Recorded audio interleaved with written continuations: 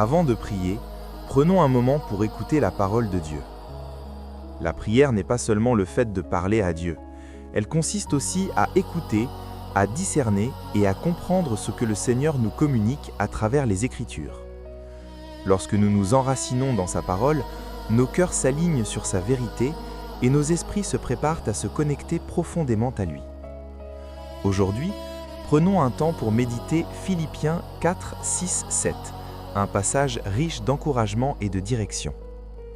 Ne vous inquiétez de rien, mais en toute chose, par la prière et la supplication, avec des actions de grâce, faites connaître vos demandes à Dieu. Et la paix de Dieu, qui surpasse toute intelligence, gardera vos cœurs et vos pensées dans le Seigneur. Prenez un instant pour laisser ces paroles pénétrer votre cœur. Ce verset n'est pas une simple suggestion, c'est un appel clair à l'action. Êtes-vous inquiet à propos de quelque chose aujourd'hui?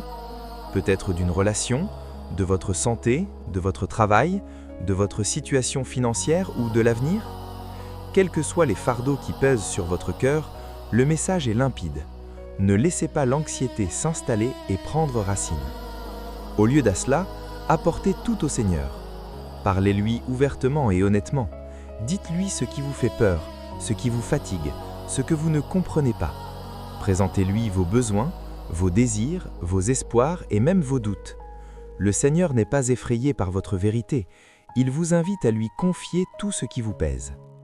Mais la parole nous appelle aussi à prier avec reconnaissance. Pourquoi la reconnaissance est-elle si importante? Parce qu'elle transforme notre regard. Au lieu de rester focalisé sur ce qui nous manque ou sur ce qui nous inquiète, nous nous souvenons de la fidélité du Seigneur. Nous reconnaissons ce qu'il a déjà fait dans nos vies et nous lui faisons confiance pour ce qu'il fera encore. La gratitude ouvre la porte à la paix. Pas une paix superficielle, mais une paix profonde, surnaturelle, qui dépasse toute logique humaine. Cette paix ne dépend pas des circonstances.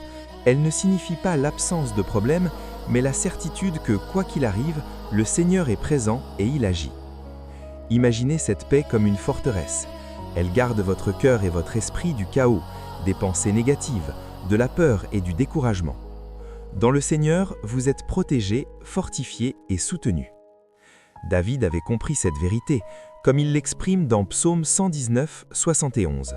« Il m'est bon d'avoir été humilié afin que j'apprenne tes statuts. » À première vue, ces paroles peuvent sembler déroutantes.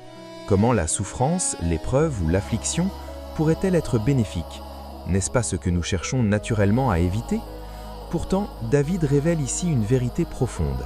Les épreuves ont un but. Sans les difficultés, comment connaîtrions-nous le Seigneur comme refuge et comme force? Sans la maladie, comment comprendrions-nous la puissance de sa guérison? Sans le manque, comment ferions-nous l'expérience de sa provision?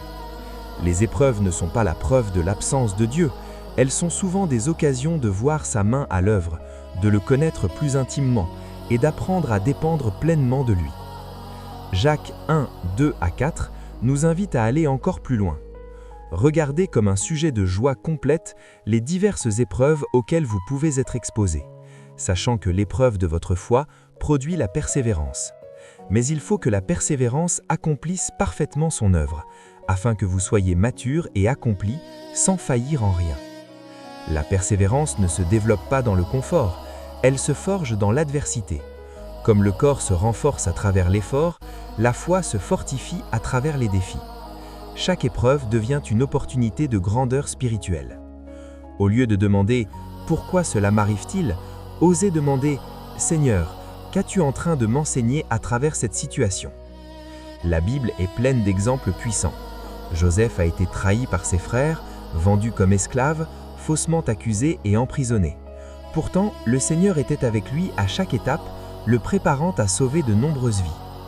Job a tout perdu, mais il est resté attaché à Dieu. Et au bout de l'épreuve, il a découvert plus profondément la souveraineté et la bonté du Seigneur. Ces histoires nous rappellent que rien n'est gaspillé entre les mains de Dieu. Vos luttes, vos ternes, vos prières silencieuses ont une valeur. Le Seigneur les utilise pour vous façonner, vous affermir et vous préparer. Nahum 1, 7 déclare « Le Seigneur est bon, il est un refuge au jour de la détresse, il connaît ceux qui se confient en lui. » Et Psaume 55, 22 nous encourage. Remets ton fardeau au Seigneur et il te soutiendra. Il ne laissera jamais chanceler le juste. Ces paroles sont des ancres lorsque les tempêtes de la vie se lèvent. Elles nous rappellent que le Seigneur est fidèle, constant et digne de confiance. À mesure que vous grandissez dans la foi, l'Esprit de Dieu transforme votre manière de voir. Ce qui semblait insupportable devient un terrain où sa puissance se manifeste. Les épreuves ne disparaissent pas toujours immédiatement, mais elles ne vous définissent plus. Le Seigneur vous façonne comme l'or est purifié par le feu. Il enlève ce qui n'est pas nécessaire, il affine votre caractère et il fortifie votre confiance en lui. Comme il est écrit dans Matthieu 5, 16, que votre lumière luise devant les hommes, afin qu'ils voient vos bonnes œuvres et glorifient votre Père qui est dans les cieux. Prière. Père céleste, je reconnais aujourd'hui que j'ai souvent essayé de porter tout seul des fardeaux trop lourds pour moi. J'ai voulu tout contrôler, tout comprendre, tout résoudre par mes propres forces. Mais je confesse que le Seigneur est mon refuge et ma force. Je te remets mes inquiétudes, mes peurs, mes doutes et mes luttes. Aide-moi à te faire pleinement confiance, même quand je ne comprends pas le chemin. Utilise mes épreuves pour me rapprocher de toi, pour purifier mon cœur et pour fortifier ma foi. Apprends-moi à prier avec reconnaissance, à voir ta fidélité même dans les saisons difficiles et à marcher dans ta paix. Que ma vie soit un témoignage de ta grâce, de ta bonté et de ta puissance. Je choisis aujourd'hui de déposer tout à tes pieds. Je te fais confiance, Seigneur. Amen.